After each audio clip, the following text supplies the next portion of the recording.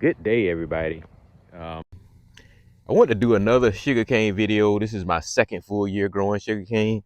So I wanted to go over some of my, findings from, that I've learned growing sugarcane. If you've seen some of my sugarcane videos and been along for the journey, you'll see where we tried growing sugarcane by seed versus stalk. And we quickly discovered that that was just sorghum. Uh, After doing research, I did find out that in native parts of the country where, like Brazil or real tropical areas, the lifespan of sugarcane can be long enough where it will eventually seed. So I thought that was pretty interesting. But in my neck of the woods, zone 8, the life cycle of it is not long enough to even, you know, take a chance on it ever seeding. As you can see, they're starting to get brown at the top. Today is November the 11th. So about 2 weeks ago, they were this beautiful green sugarcane.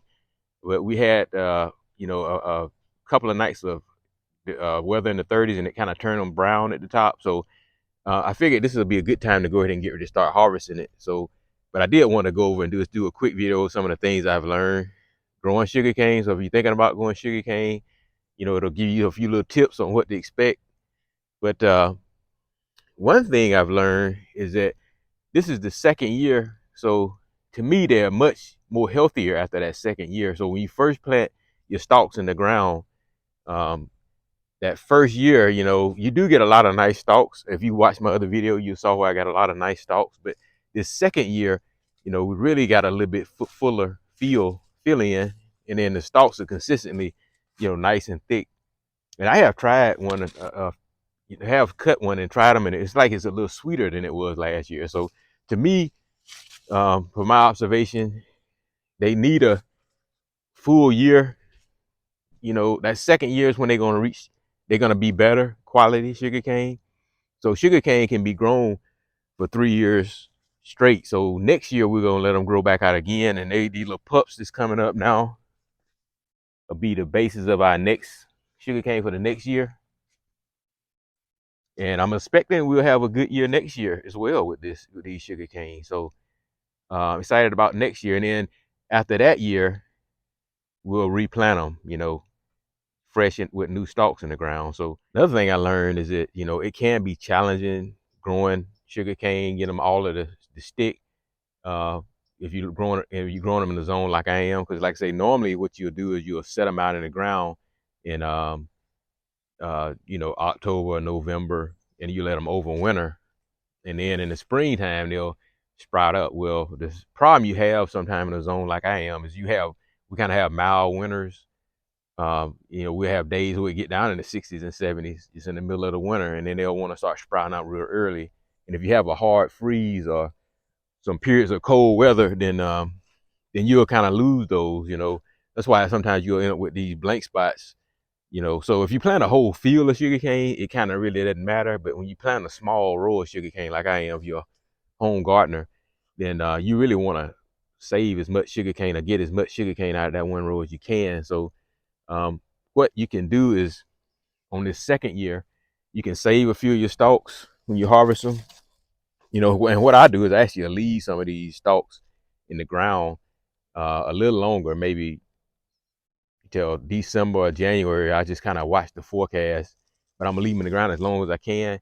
But say by at least by mid-January, I come out and harvest the rest of them, and I'll cut them in sections and stick them in some big pots, and then you can kind of sprout them out in pots. So, and when it's warm, the weather's warm, you can leave them outside. But on days when you have cold weather, you can kind of bring them in your garage or in your storage room and cover them up with a blanket, and then the next day bring them back out and kind of keep up with them. And then the point I'm trying to make is that you can be a little more in control of those sprouts surviving, and then you can come out and fill those little blank spots in with those sprouts in early spring, like in April.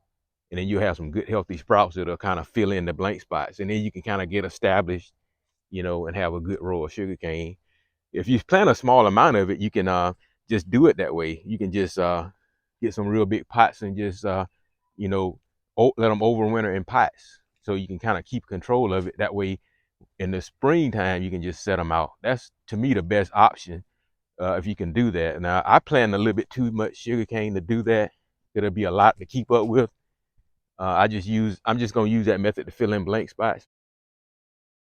And another thing I'm gonna do is I'm gonna come through here, sage in some compost, because when you're growing sugarcane in one spot for 3 years, it's gonna pull a lot of nutrients from that one area. So I want to make sure we have some healthy sugarcane the last year. When I harvest the sugarcane, what I'm gonna do is, cut it down to the ground with some shears. Or today I got my machete, but you want to harvest it all the way down to the base of the ground, and then the top part of the shoot, you know, right where it stopped getting purple at, like right in here where it's just gonna be green. This part right here, I'm just gonna take it off, but don't throw those away. What I'm gonna do is just take those little shoots that's brown, and I'm gonna lay them on top of the row, like these right here. I'm just gonna sit them right on the top of the row. All right, y'all. I just wanted to give a quick shot of how they look. After I've cut them all down and I cover them up with the top stalks, top of the stalks. Some people call it the fodder, but this right here will protect them through the winter and protect them from any ice, cold weather, frost, and just keep them insulated till they come up next spring. Uh, Also, it hopefully will help deter them from sprouting up too early as well. That putting that extra layer of insulation.